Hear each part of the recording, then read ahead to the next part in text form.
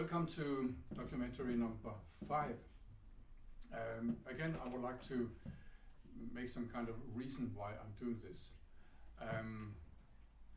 You would, if you could see me smile all over now when I tell you that I have for many years suspected that I'm actually a super virtuoso.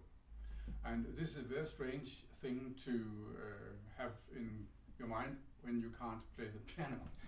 And I'm making this not because I want to show how to be a super virtuoso or to teach anybody to play the piano, but because you cannot be a virtuoso if you don't have it in you somehow from, I don't know, birth or whatever. But maybe I can be of help to somebody who has the same experience that I had, that somebody have told you something about yourself that has given you a wrong opinion of who you are. And as I told briefly the last time, when I was 18, I was more or less musically paralyzed because I was judged by people I had confidence in that I was ruining music. And it has taken me all these 50 years to unravel that, unbox that, and I'm gradually coming to life. And I think it could be fun someday when I'm world famous to look back and see, how did he do that? And the question is, or the answer is, I am not able to make an approach to piano music in the normal way, where you start when you are 3 and then you practice and practice and practice, and then when you are 15, luckily you can play everything. But I have to unpack it, like as I said, an archaeological treasure, where you brush the sand away or something, and then gradually something comes forward. And it's not that many weeks ago that I made documentation number 4, but something has happened. And I had expected that I would wait some time and say, well, I don't want to make any of these recordings unless I can play something where I hit all the notes. But again, I have to face the fact that it's the other way around. It's the old discussion which we had in the Romantic century about form and contents. Should you make a perfect form? This was what Brahms and those who were supporting him meant, and then put something into that form. Or should you do that what's on your mind will create its own form, which was what Wagner meant. And it made a completely unnecessary war between those who had different one opinion and another opinion. And I'm starting from the contents and is gradually shaping the form. So today I will again hit a lot of wrong notes, but something happened, as I indicated before. I've been able to, in glimpses, to do something I can only describe as to touch the music.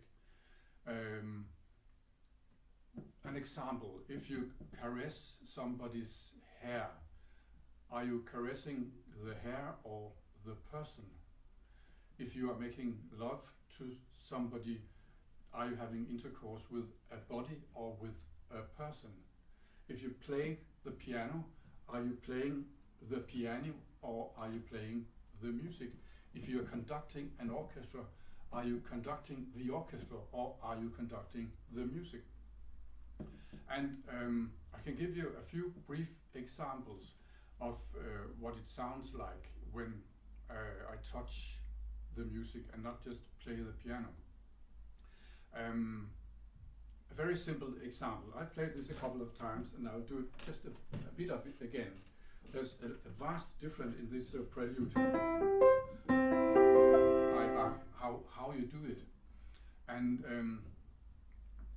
if you have suddenly the courage to listen to your own musical authority and then feel this contact with the actual music, then it's the music that decides how it wants to be played and not me that decide how to play it. I'll try to do it the wrong way first.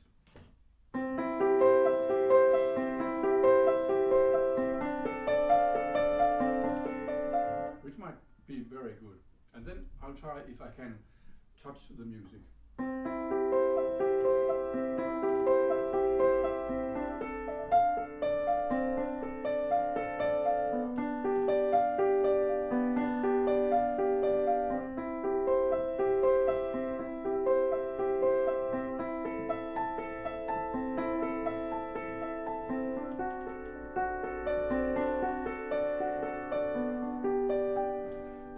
Maybe you can hear that. Maybe you can always also hear that I'm only able to do it in glimpses. But touching the music creates an energy which is actually able to move the hand. I'll give you some more examples, but in the Liszt B minor sonata, the last time when I played these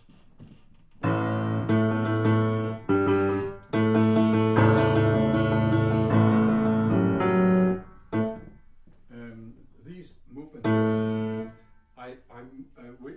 if I do it wrongly, or as I did it the last time, I move the hand.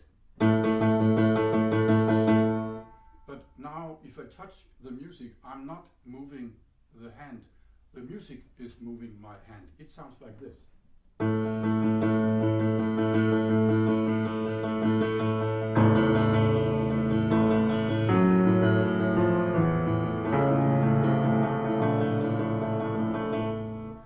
More of this later. You may remember that I had problems playing small passages in two sonatas by Mozart. In the A minor sonata, I played like this, and here's a recording from the last time, which we can call the blue shirt recordings.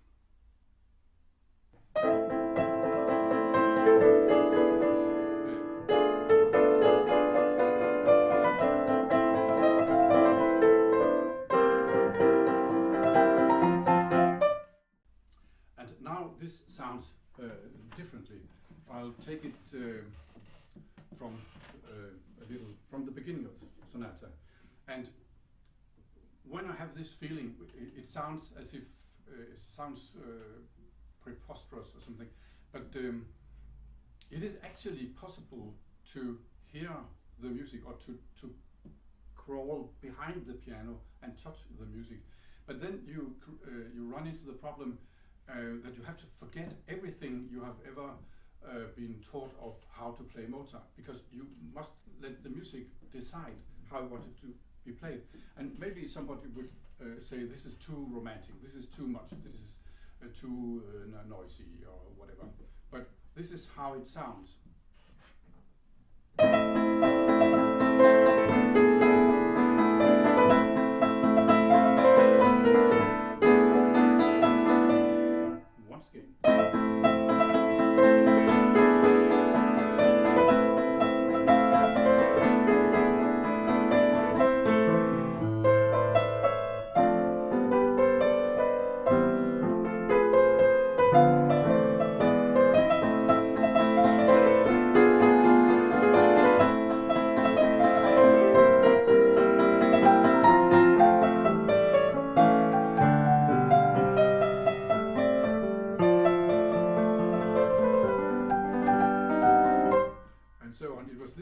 Passage here.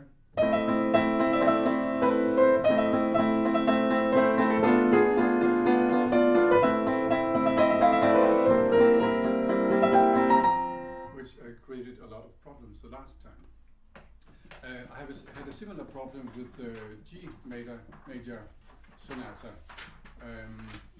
and in this clip from the last time you can hear what the problem was the last time.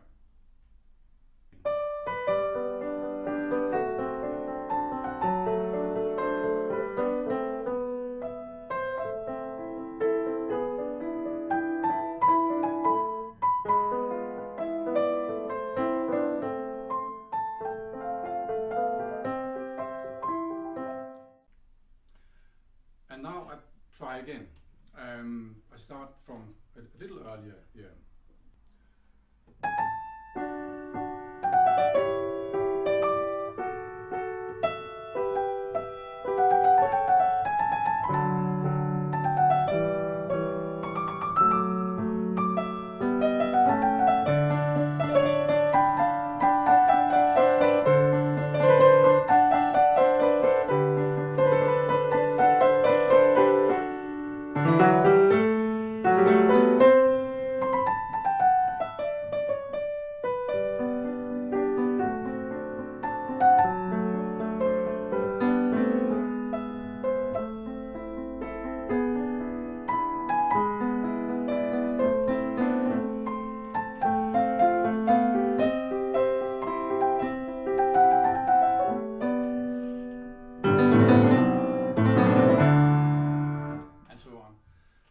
What you can't hear from this, that this was take 11.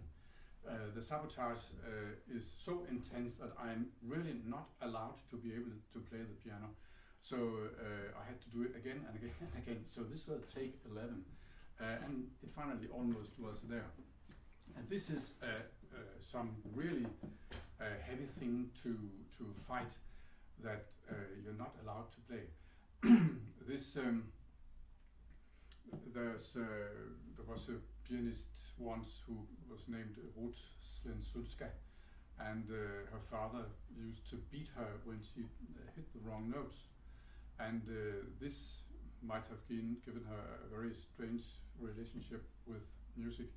And to me, it's the other way round. I have to unbeat myself, and that's really the only problem. And I went the last time past this grandioso section in the Liszt sonata, where I said in order to play that, you have to allow yourself to be half man dash woman and piano, like a centaur. To me, Liszt was one of those kinds, half man, half piano, and if you don't allow yourself to do that, you can't play it. And this time I think if I can play it and we don't have to go through take 11, I can play it. I'll have passed beyond the grandioso and made it meaningful and beautiful as well. If you play very loud, there is the danger that it just becomes loud. It's wonderful to be able to make a lot of sound, and this is, by the way, Herman N. Petersen and Son piano. Herman N. Petersen was a pupil of the famous Danish piano maker Hornung and Müller, and it's actually quite good. We just had it tuned, and it's limited what kind of sound you can make, but there's some noise. And one of the things I admire in pianists is, for instance, their ability to make loud sounds without banging. And one of my favorites is the incredible Erwin Niagiasi. And he could make a fortissimo, which is not paralleled by many, Vladimir Horowitz or George Bolet, maybe. But I always also reminds me of the wonderful accompanist Joel Morse autobiography with the title "Am I Too Loud?" And the answer is no. Well, as long as you're not destroying the piano. This Mozart sonata I played quite loud, the A minor, but this is the way I hear it. And sometimes it's necessary to play what you hear instead of trying to satisfy rules. I hope you were able to distinguish the difference from the last time, and I'll try this passage from this Liszt sonata again, and we'll see how many takes we have to use this time to get it in the box, so to speak. There are some octaves before that, which I've tried to play also, which leads to this passage. Maybe I can play some of that.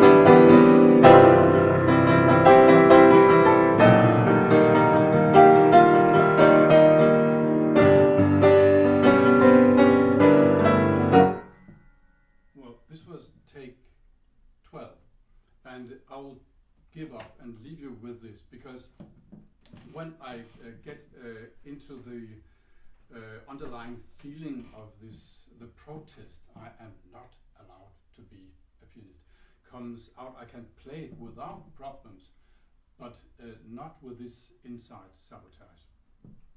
But this is just a glimpse of what is growing. And my fight is, as I said, not with the technical problems, because I can do that. This is with allowing myself to play. There's a few other examples I thought about. For instance, let's see if I can find this just easy. I had it just a moment ago. The second Chopin scherzo comes here. There's a slow theme, and this what I want to demonstrate is that I'm not able to well, if I move my hands, then I have to control some ranges of muscles. For instance, these from before. If I've moved my hand, this is one set of muscles. If I touch the music and let the music move my hand, it's a completely different set of muscles, which means that each time my awareness of what I'm playing is changing, I have to redirect or retrain all the muscles in my entire body. It's in the head, actually. So this is quite a task, but something is really happening. And sometimes I wonder what the difference really is from just playing the notes or listening to the sound. For instance, the normal way, or very often I hear this passage in the second Chopin scherzo played like this.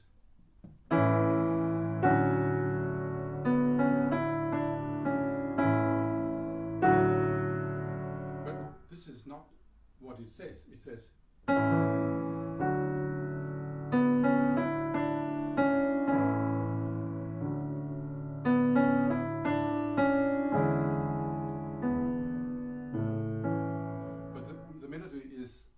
let in, and this you can only play if you can hear it. A long time ago I played Scriabin Etude Opus 8 number 5. I've briefly hinted at it a couple of times, and it has a melody which is divided between chords here, and I'm not able to play it if the task, if the job is to control my muscles or the strength in my fingers, but I can play it if I can hear it. So it's as I said, it's the other way around. Actually hitting the right notes is as the last finish when all the other things, the emotions and the understanding of what's going on is in place. I can briefly just demonstrate this.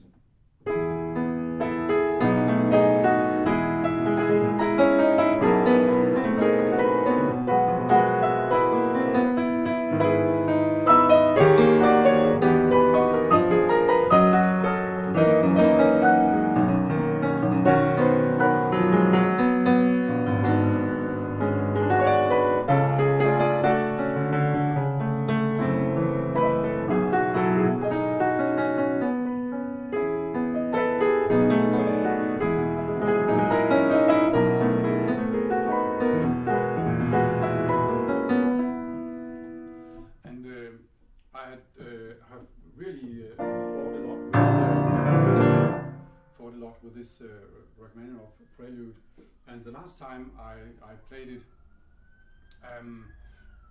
it was quite noisy or like chopped up, but I still can't hit all the right notes, but from the new ability to touch the music in glimpses, it becomes a completely different world, like a rolling thunder.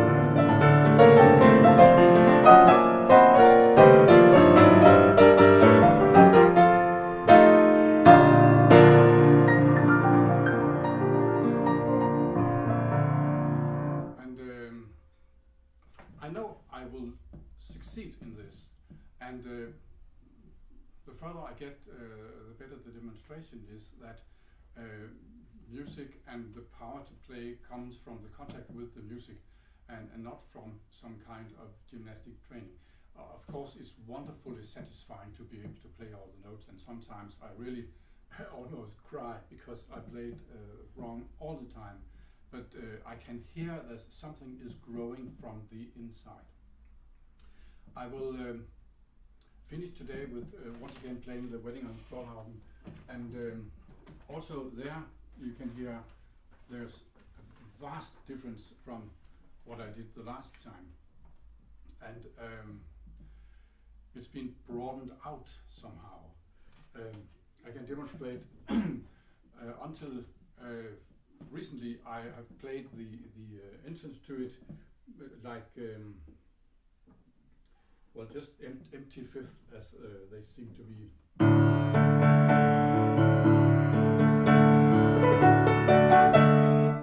But now I play something completely different, because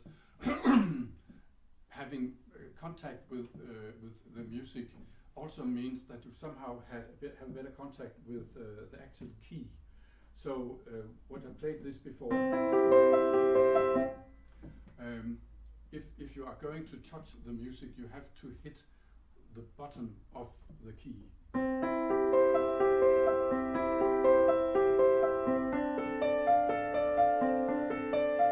It's difficult to explain maybe, but it's very, very different from just hitting the tone. And this wedding here, which might contain a lot of wrong notes because I'm actually playing it brilliantly emotion-wise, so the sabotage will be there, but it's going through a development, this piece of music, so this is why I want to play it each time.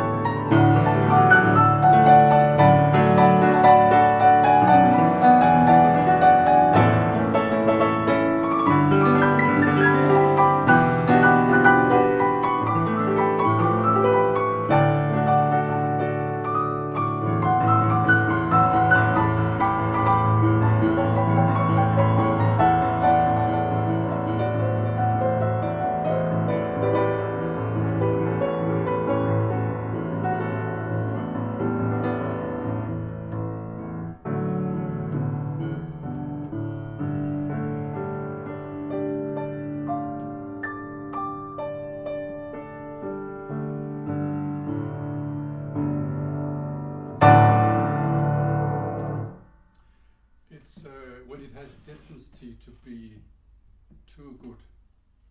Something in me collapses. You are not allowed to go there, Peter. Not allowed to go there. Remember, you are not able to play the piano. You are destroying the music. But I can hear, make no mistake, I can hear that in glimpses this is very good. And I'm continuing, I'm pressing on. I will make it. See you next time.